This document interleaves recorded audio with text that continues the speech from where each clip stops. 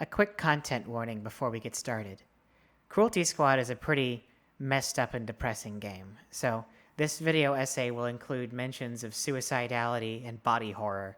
If that makes you uncomfortable, you can either come back at a later time or check out one of my other videos. I fully understand. Have a good day, and on with the video.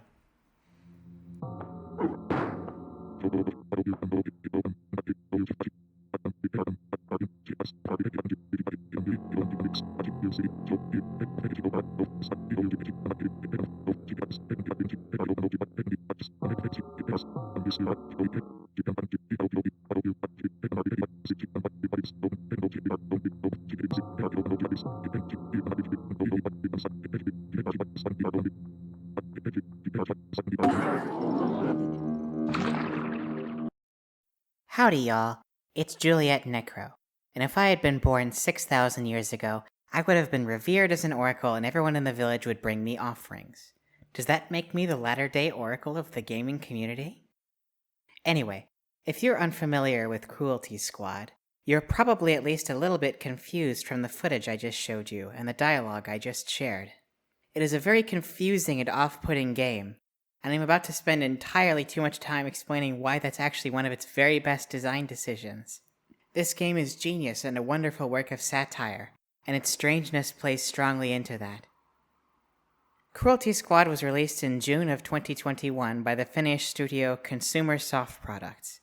It's probably best described as an immersive sim in the vein of something like Hitman, but with a twist that should probably be pretty obvious to you if you're watching the footage and not just listening to this video. Cruelty Squad is a strange-looking game. Its premise is more or less standard fare for a cyberpunk story. The player character has recently lost their job working for the SEC Death Unit. Yes, that's the Securities and Exchange Commission, the regulatory agency for the American stock market. And the fact that they have to employ a death unit should tell you what kind of problems this world has. Anyway, our hero gets a call about a new opportunity, a gig with the Cruelty Squad, a sort of Uber for assassins that's employed by a variety of private sector actors to do some of their dirty work. Although, on the other hand, the Cruelty Squad does have an HQ that you can actually go and visit for the game's tutorial, which seems to imply that the character is an actual employee. Does the fictional organization literally called the Cruelty Squad treat its employees better than Uber? Anyway, that's your setup. You're on the way to some cyberpunk body horror assassinations. Have fun. It should be pretty obvious to a viewer that's paying attention that Cruelty Squad, the game, not the organization, has some anti-capitalist undertones. A lot of your missions involve going to assassinate people that have displeased their capitalist overlords in some way. This is how your handler briefs you for the third mission. It has come to our attention that the CEO of Advanced Orbital Instruments has been doing too good of a job trying to increase the survival rate of our mission to Mercury, currently estimated at around 20%. This simply won't do, as it is first and foremost a sacrificial mission designed to satiate the appetites of some of our higher-ups. Once you get rid of him, we'll be free to install our own CEO who is more attuned to the concept of mass-scale human sacrifice. Almost all of them are like that, and some of them are even just petty. For example, in the Casino Catastrophe mission, you get sent to kill the owner of Fatberg's Casino just because one of the executives of the Cruelty Squad, whose title is Corporate Archdemoness, by the way, lost a bunch of money there the previous night. One of your targets in Mission 2 spent a bunch of his grant money on Funko Pops. It has shades of Elon Musk trying to buy Twitter because he was so tired of taking L's on there and in general. When you're not eliminating people in the business world who've become inconvenient to their superiors, you're going after anti-capitalist cultists in bog business or something like that. There's nothing about any of what I've said so far that's particularly out of the ordinary for video games. Plenty of games cast the player in the role of an assassin, or have cyberpunk settings, or have the character work for shady corporate clients. The difference is that Cruelty Squad is one of the greatest satire games of all time. And also, just look at it. Come on. Satire is something that's hard to get right.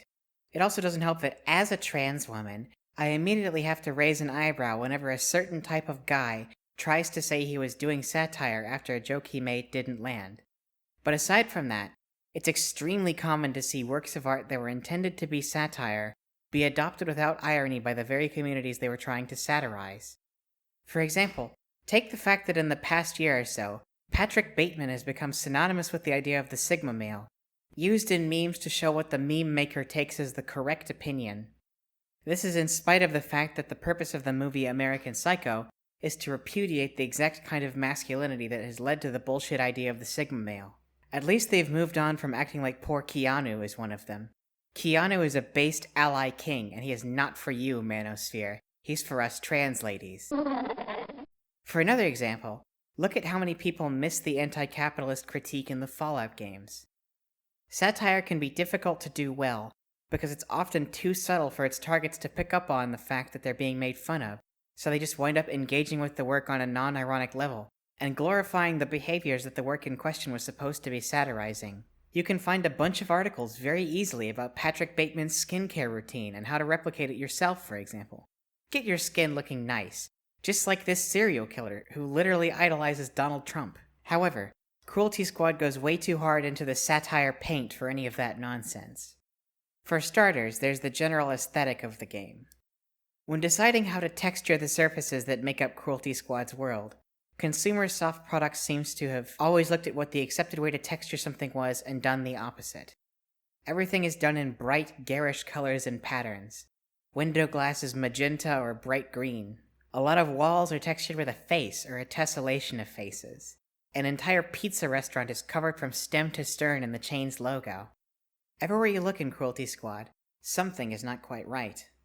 The menu is strange, with the camera zooming in and out at a sickening clip to show the macabre scene. The menu icons are a set of organs and creepy faces depending on their functions. A lot of the game's animations are off-puttingly wrong in some way. The player's kick seems to move way too slowly and smoothly.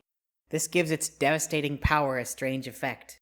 On the other hand, many of this game's animations, particularly for physics objects, don't have interpolation between the keyframes so that they're uncomfortably choppy.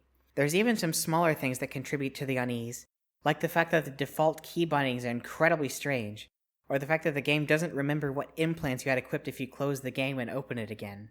The game's maps are all exactly halfway between realism and Doom-like abstraction, and it's really easy to get out of bounds on many of them within normal gameplay. It really highlights their artifice. Even if you close your eyes, you're still not totally out of the woods, because the sound design is also off-putting. While the sound effects are mostly normal if a bit cartoonish, the music is always a little off-kilter. It's often discordant and uses a pretty abrasive set of samples. The music's strangeness in particular culminates in the mission Bog Business, whose music I can only describe as a series of toilet sounds. Have a listen.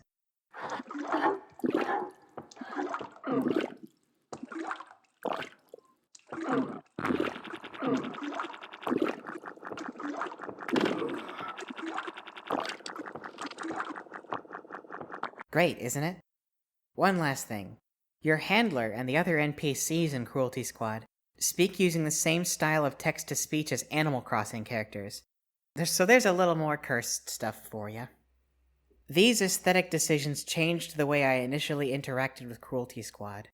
It's pretty hard to take this game without some sense of irony when it looks and sounds like it does. If Cruelty Squad had tried to convey its hyper-capitalist dystopia in a more subtle way, it would probably have a lot more of the most annoying people on Twitter jumping to its defense when people criticize it, and unironically upholding it as the kind of world they want to live in. But because it looks the way it does, you have to engage with it with some level of humor.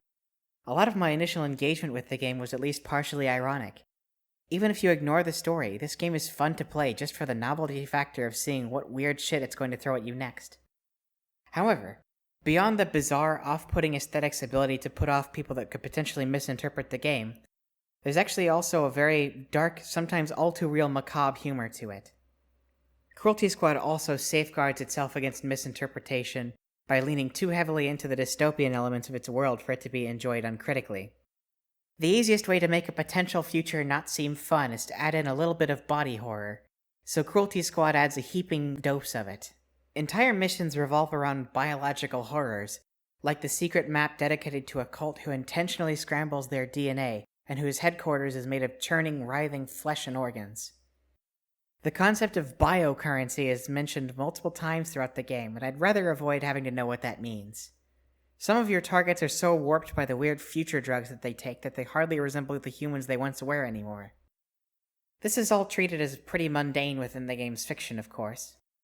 It makes you imagine that people are more or less forced to become Cronenberg monsters if they want to keep up in this game's hyper-capitalist world. It's like if The Thing landed on Earth, and those dudes in Antarctica were like, "Oh sick, I bet I could make a nice profit off of this." And before you say anything, yes, I know that The Thing is not a David Cronenberg movie. Delete that comment you were about to leave on the subject of who the director of The Thing is. A world where capitalism forces us to turn ourselves into monsters to keep up would be a nightmare world, but Cruelty Squad characters aren't even fazed by it anymore. The player also gets to do a lot of this body horror to themselves in order to better accomplish their missions. My loadout for this game includes the gunk boosters, which allow for a double jump. You double jump in Cruelty Squad by vomiting out of surgically installed holes in your feet. I also use the Grapendix. That's right, in this one you grapple with your appendix. It's actually extremely fun to use. The Grapendix turns this into a really fun Spider-Man game, and also allows you to complete some of the maps really quickly, or in really out-of-the-box ways, but that's beside the point. There are other body horror upgrades too, like the ammunition gland, and even a full suit of armor made of writhing flesh. Cruelty Squad also makes the erosion of your connection to your fellow human beings into a gameplay mechanic. When you die literally once in Cruelty Squad, the game tells you that your connection to the divine has been severed, and that you are now merely a flesh automaton controlled by neurotransmitters. There are certain doors that can only be opened while you have your divine light, so you lose out on some of the content unless you know how to get it back. Die a few more times, and the game declares that you are now traversing the grid of death. When this condition is in effect, which the game calls power in misery, you no longer have to pay to be resurrected when you die, and you gain the ability to eat corpses. This might sound awful, but it actually serves a gameplay function. When you eat a corpse, first of all, your character makes a comical noise, indicating that they enjoy the taste. The enemy also gets jibbed and their parts scatter at the player's feet. Most of my footage was captured on difficulties besides power and misery, so you might see me picking up corpses by mistake because eating them has just become a reflex to me at this point. Eating corpses heals you slightly and makes it easier to harvest their organs. Oh, did I fail to mention that this game has a fully functional, always ticking in-game stock market? Well, it does, and it also has an organ market.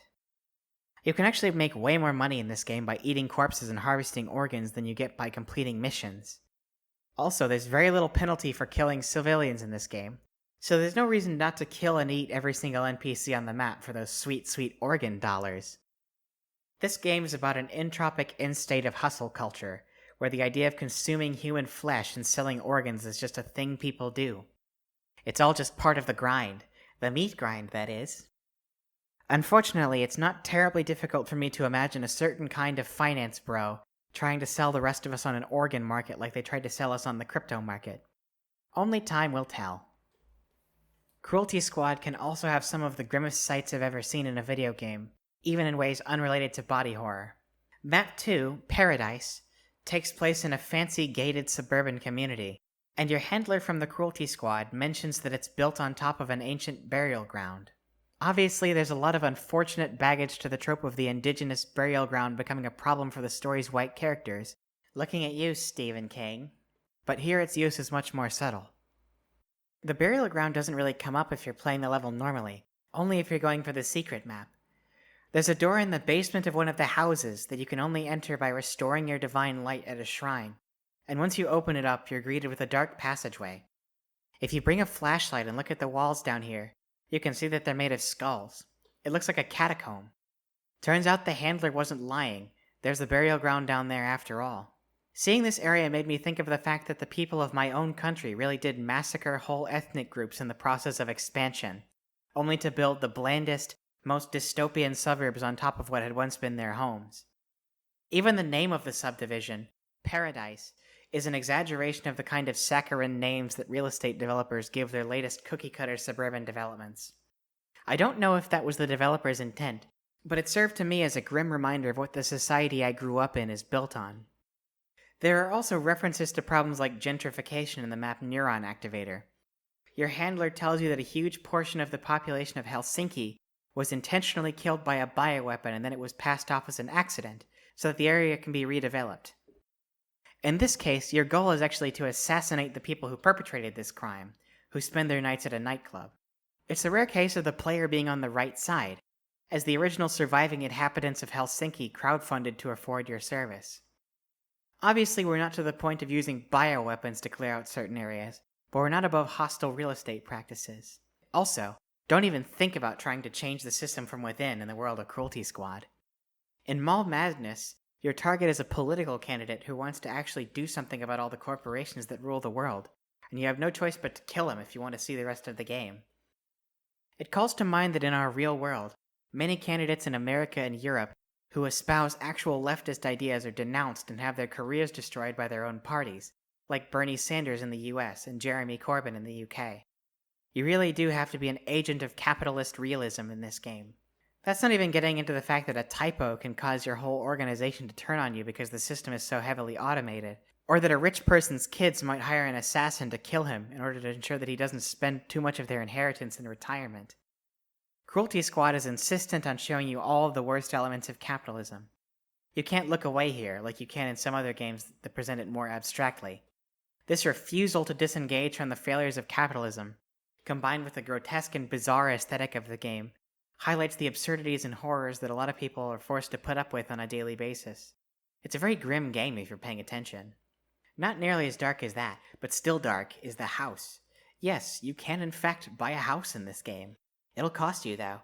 At $1 million, it's the most expensive item in the game, and the most you'll actually earn from completing your missions, even under ideal conditions, is in the low 5 figures. I know a lot of people my age who work jobs that they're way overqualified for and are saddled with exorbitant debts. They've basically written off their chances of ever owning a home, and the House of Cruelty Squad is fairly similarly out of reach if you don't engage with the stock market and the organ market. However, there's actually a third market in Cruelty Squad that's way more profitable than the other two, and that's the fish market. That's right, this game's secret fishing minigame is pretty much core to finding a lot of its hidden content, since it gives you access to much greater levels of wealth. You can find the fishing rod hidden on the third map, Sin Space Engineering, on an island that you might assume at first is only window dressing, but in fact it's your way forward. Swim out there and claim it, and watch your net worth skyrocket as you fish on each of the game's maps. The best map to fish on in this game is probably Fatberg Casino. Its fish sell mostly for around $1,500 a piece, but there's also a chance of fishing up a rare fish called the Wheel of Fortune that gives you an entire $1 million payout at once. This is your best bet at buying the house, although in my case when I initially played through the game I was too impatient to fish for the Wheel of Fortune, and instead obtained the house by gradually building up money by fishing on other maps. It took forever. I spent several nights throwing on a podcast episode or something in the background while absent-mindedly fishing in the hot tub on Alpine Hospitality. I feel that this was all part of the point of including fishing in Cruelty Squad. I have to assume that it's at least partially a tongue-in-cheek inclusion, referencing how many games shoehorn in fishing mechanics, but the way it's implemented feels more motivated than that. Cruelty Squad's fishing is not the most exciting fishing minigame ever implemented. All you do is click once to cast your line into the water, wait for the sound of a fish on the line, and then click again to pull it in. At this point, the fish will very slowly twirl up towards the player and be caught. Doing this repetitively to grind for money can be pretty mind-numbing. Unless you find a Wheel of Fortune, or one of the other two fish in this game that are worth over $1 million, you're going to be spending a lot of time fishing if you want the house, which you need to purchase to unlock the final of the game's 3 endings. It feels very much in line with the rest of this game's sense of humor to not only have a fishing minigame, but to make it largely crucial for progression. Capitalists tell us that it's possible for anyone to succeed under capitalism, when it's largely based on luck, either from being born into a wealthy family or just being in the right place at the right time. This idea, that people are just one discovery or financial scheme away from reaping all the benefits of capitalism, is what led so many people in our world to financially destroy themselves by unwisely investing in crypto and related financial schemes. Unfortunately for them, the goal of crypto and every other financial instrument like it is to shift wealth ever upwards and leave them in an even worse position than before. One can imagine that in the world of Cruelty Squad, there are Discord servers where people hoping to strike it rich constantly reassure themselves that they'll surely catch the Wheel of Fortune tomorrow. We're all going to make it, right? We've just got to hold on for dear life. Hold on to our fishing rods, that is. All of this constant striving for elusive success under capitalism, or even just living under its failures, can cause us all a lot of mental anguish. The player character in Cruelty Squad is explicitly stated to be depressed and called a fucked up detached loser by the handler when he's recruiting them into the Cruelty Squad. There's a lot of hints throughout the game that as the game progresses, our protagonist is losing touch with reality. The third to last map of the game, Idiot Party, has the protagonist going to shoot up a party put on by the elites of the world, seemingly on a random whim of the handler. It's that time again. The elites from all over the world gather at Rottenburg Fortress and wear their stupid rubber suits and masks. Don't you think it'd be really funny if you went there and killed them all? Just fuck them up completely. Imagine their faces behind those masks if you gored their high priest right in front of them. Oh my god. You should really do it, don't you think? I mean, why not? It would really make your day. They're automatons. They have no souls. Think about it. While it's definitely true that the game has suggested that most people have become lifeless automatons cut off from divine light, it's a little vague on what exactly that means. In this case, the handler calling the idiot party guests automatons feels a little solipsistic. My theory is that at this point the handler isn't actually speaking to the player character anymore, and we're instead hearing the protagonist talk to themselves in the second person. The next map after this is simply titled Office, where our protagonist goes to kill the executives of the Cruelty Squad, including the previously mentioned corporate archdemoness Elsa Holmes. You have to return the 4 sub-archons to null. You have to eliminate the CAD Elsa Holmes. Exterminate the pests. Tear a hole in control. Fuck control. You can do this. You have rendered the wires in your head. Your control over destiny is absolute. You can overpower death. Life is meaningless. So now you're being tasked with destroying the company that you've been contracting with up to this point? What gives here? I think that the use of the word Archon and the title Corporate Archdemoness are significant here. Stick with me on this. In Gnosticism, Archons are beings created by the Demiurge, an evil false god. Their goal is to prevent humans from escaping their mortal lives and reclaiming their divine nature. When our protagonist refers to the executives of the Cruelty Squad as Archons, and Elsa Holmes as a demoness, are they suggesting that these figures are keeping them down in some way? Of course. As their contractor, the protagonist has been exploited. Cruelty Squad doesn't provide its employees with weapons and equipment. The protagonist has to spend their own money to outfit themselves or else find new gear while actually accomplishing their missions. The rewards the corporation pays to the character upon finishing a mission are a pittance compared to their ultimate goal of home ownership. It's pretty reasonable of them to feel let down by their new bosses. It's quite possible that the protagonist has started to lose touch with reality and associate their corporate overlords with figures from Gnosticism. After all, the bosses are keeping the protagonist down, just like the Archons ostensibly keep people from realizing their divine nature. I know that real mentally ill people aren't more violent than other people, but it's clear that our protagonist was a pretty violent person already before they started to deteriorate, so it's not out of character for them. My theory that our character is losing touch with reality is helped out by the next map after Office, which is called Archon Grid. There's that mention of Archons again. The briefing for this mission is even more out there than the previous ones. You're almost there. You can congratulate yourself now. You're the best. The home stretch. Ah, so nice. Feels so good. Welcome to the ultimate punishment, my friend. Archon Grid is complete chaos. Its first few rooms look like real places, but from there it goes into pure abstraction and visual noise. An enemy unique to this map appears. It's called a grid crab, but the community surrounding the game has started calling it Gorbino, after the star of an in-universe video game called Gorbino's Quest. The fact that this ostensibly fictional character starts showing up, and the supernatural elements start to ramp up, indicate the fragility of the character's mental state.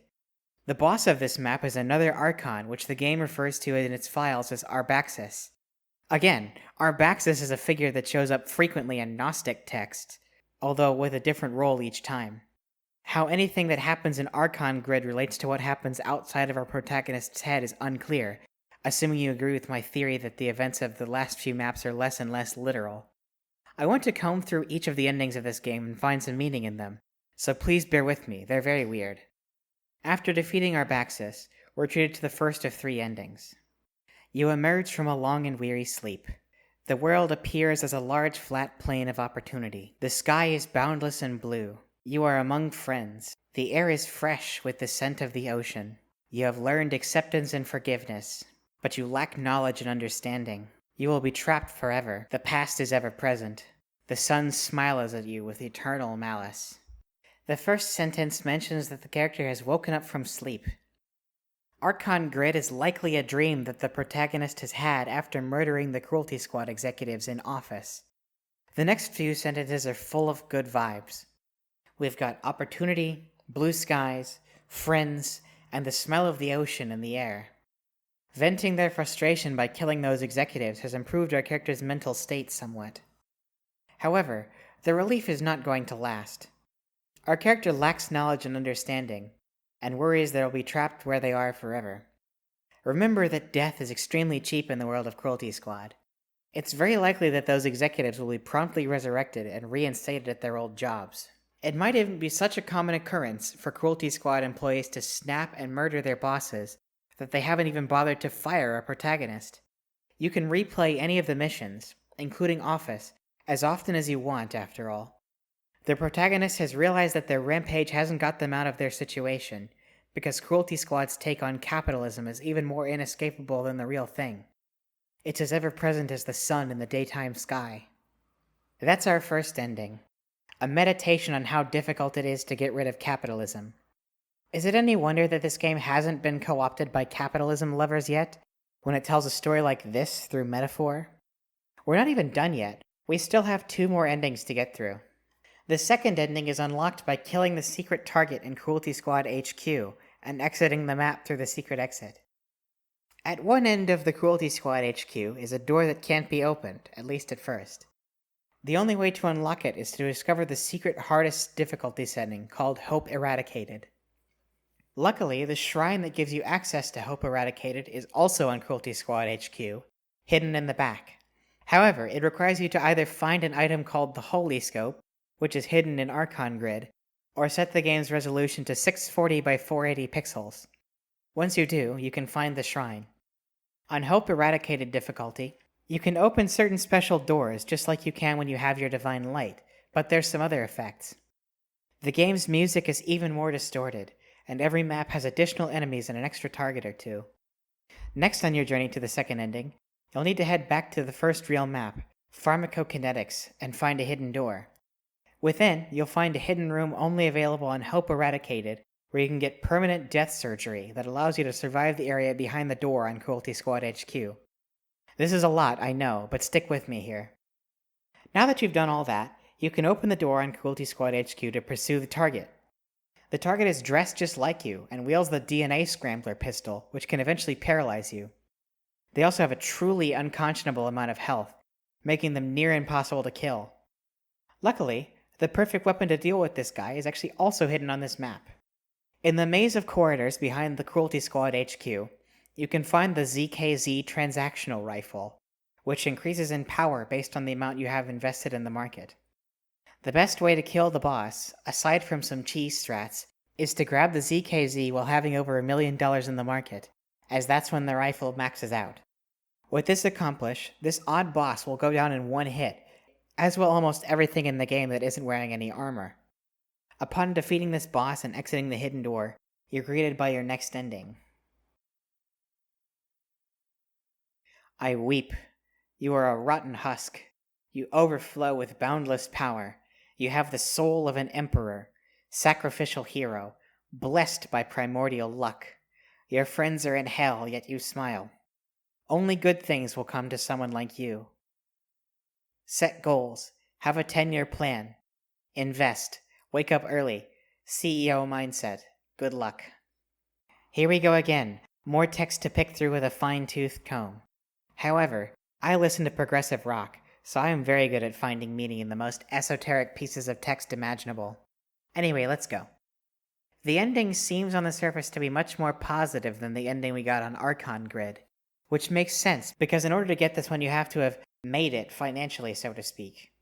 Barring cheese strats, the best way to get this ending is to already have $1 million or more in the market. The protagonist revels in their CEO of mindset, boasts of their limitless power and imperial soul. By this point, you can afford the house, so no doubt our character feels like they've made it. However, there's a darkness to it as well. Our protagonist is also described as a rotten husk whose friends are in hell. Like anyone who does manage to find a lot of success under capitalism, Our hero hasn't gotten here without climbing over others. It's much more literal in the case of the protagonist, as their job is literally murder. Most people benefit from the exploitation of others in much more subtle ways, but they benefit nonetheless. To get here, our characters had to give up everything but their relentless drive to succeed financially. Will it make them happy? We'll see. The last words of this ending are good luck, implying that our character's quest isn't over yet. Also, the music in this ending continually gets higher and faster until you finally click off the screen. You can almost feel the grind never stopping. I've mentioned that you can buy a house in Cruelty Squad, but I haven't mentioned that it's actually one of the game's hidden maps. You begin at the house you've worked so hard for, but it's totally empty. Let's hear what the handler has to say for this level, going along with my theory that at this point it's the protagonist talking to themselves. After 30 years of sweat and tears, you've finally made it. You're a homeowner now. No more landlords, no more rent. You're a master of your own destiny. Enjoy this moment. While I agree with the sentiment about landlords, the rest of it reads like the protagonist trying to rationalize to themselves that all their grinding and their CEO mindset were worth the pain to reach this moment, and failing. All our hero has is a bed, a few other pieces of furniture, and truly way too many copies of Gorbino's Quest. If you venture out into town, you'll find that all your neighbors hate you, either acting super confrontational or openly hostile, or speaking in pseudo-religious riddles. The armed guards in your own town attack you. Clearly, the protagonist's actions haven't won them any friends. They've made it, but at what cost? Now they're alone in a hostile world. It leads them to wonder if all of that grinding, or fishing as the case may be, was worth it. Pursuing monetary success won't fill the void in one's soul, and the house map is a painful reminder of that. It's too late for the protagonist, but there might still be time for you if you'll just listen to what this game has to say. Cruelty Squad desperately wants you to give up on the Sigma male grind set and instead touch some grass. You might not like the end result of staying inside and tying your self-worth to financial schemes. This leads me to Cruelty Squad's final map, which is called Trauma Loop. Let's hear from our friendly handler one more time. As a successful member of society with a stable, unflinching psyche and limitless drive, natural affinity for finance and domination, you have been selected. No, you have been effortlessly guided by divine biological trauma towards this moment. The gates of destiny fling open, and once again you're left standing on pulsating nothingness, a strobing headache of the soul. It's clear that the protagonist has slipped into delusional thinking again, now that they've realized they are unfulfilled by success and homeownership. I have no idea how what happens in Trauma Loop relates to the real world, so we'll discuss it purely in terms of how it's presented.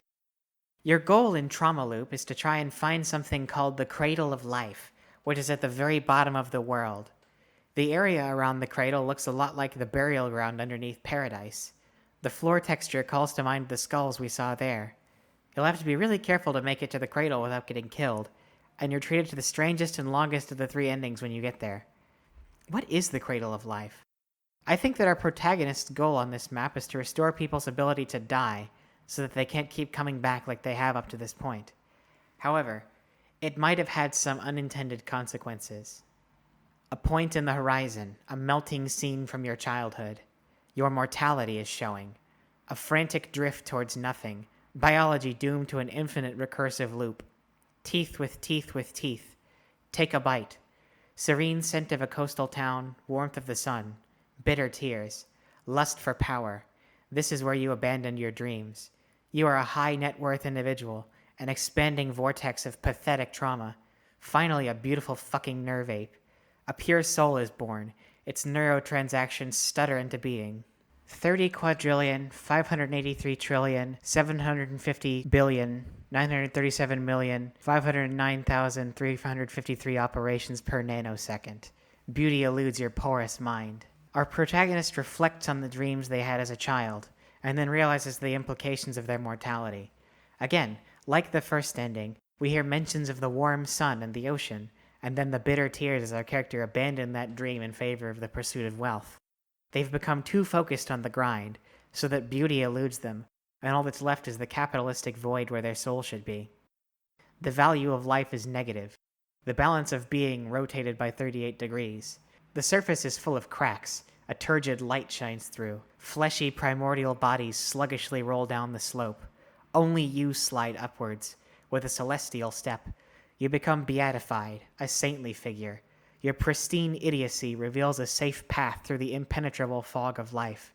Your dull sword cuts through the weak tendons and membranes of the garden of corruption. Sit on the throne of contentment and ferment. Inspect the eternal blue skies of your kingdom. You come to a realization. You pick up an onion and begin peeling. Our protagonist has finally realized how cheap life and death are in their world, and desperately desires to end it. Finally coming to this realization and doing something about it allows them to feel contentment for once. Onion layer 1, onion layer 2, onion layer 3, onion layer n to the nth power. Eons have passed and the onion is fully peeled. Nothing remains. It's perfect. You get lost in the point that remains where the onion used to be. Synaptic cascade, neurological catastrophe. The point becomes infinitely dense. The universe condenses into a unicellular being. It screams sin. It craves happiness. It's done with this world. It tries to commit suicide but fails. Sad, pathetic mess. You feel pity and disgust, but in a way only a being of pure grace can.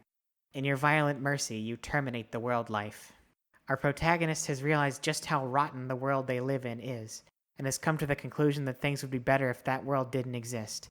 I don't believe that the events of this ending are happening literally, but rather as another dream or delusion of our hero. They wish that they could end this world, which they consider to be beyond saving, and let it all rot away. Lately, it often seems like the world is beyond saving, so sometimes it can be nice to pray for the world to at least end karmically. However, that's not a useful kind of nihilism, and most of us don't have to do so much to reach that point. It's a thought to have fun with briefly and move on from, while it seems the protagonist is stuck in the mindset of the world being beyond help. The game then ends with a quote from Georges Bataille and boots you back to the title screen. When I first reached the final ending of Cruelty Squad, I was not okay for the rest of the day. A lot of leftists refer to our current era as late-stage capitalism, but Cruelty Squad presents a world of permanent, eternal capitalism where even death is no escape. People modify their bodies in horrific ways, destroy the environment, commit terrible crimes. No one bats an eye at any of it. I sympathize with our protagonist's conclusion that the right thing would be for the world of Cruelty Squad to end. I don't believe that our real world is beyond saving yet, but the world our poor hero inhabits definitely is. It's one of the darkest endings I've come across in a video game. In a medium saturated with stories of saving the world, it can be shocking to come across a game that comes to the conclusion that the world is better off dead. If I had to pick one work of fiction to compare Cruelty Squad with, it would be Arthur Miller's Death of a Salesman. Stick with me on this. Willie Loman, the main character of Death of a Salesman, ultimately commits suicide at the end of the play because he feels let down by a system that promised him so much. He had hoped to earn the respect of everyone by being a great salesman, and is crushed by the truth that no one really cares about him in that regard. He leaves a family that loved him behind, because he never saw that he was valuable to them because he was so myopic about business success. On the other hand, Cruelty Squad's protagonist actually does achieve everything they set out to do, and still finds themselves unfulfilled in the end, to the point of suicidality and desire to murder the universe. They're both stories about how capitalism can never fill the void in your heart. That's a big reason why I believe that Cruelty Squad hasn't gone the way of so many other works of satire, and been adopted unironically by the people it was designed to ridicule. The truths within this game are simply too painful for that. That's all for today. If this video resonated with you, please consider leaving a like or subscribing to the channel. I've got some really good stuff in the pipes for next month, so you'll want to stick around. Links to my Twitter and my anime podcast will be in the description. Till next time, ciao.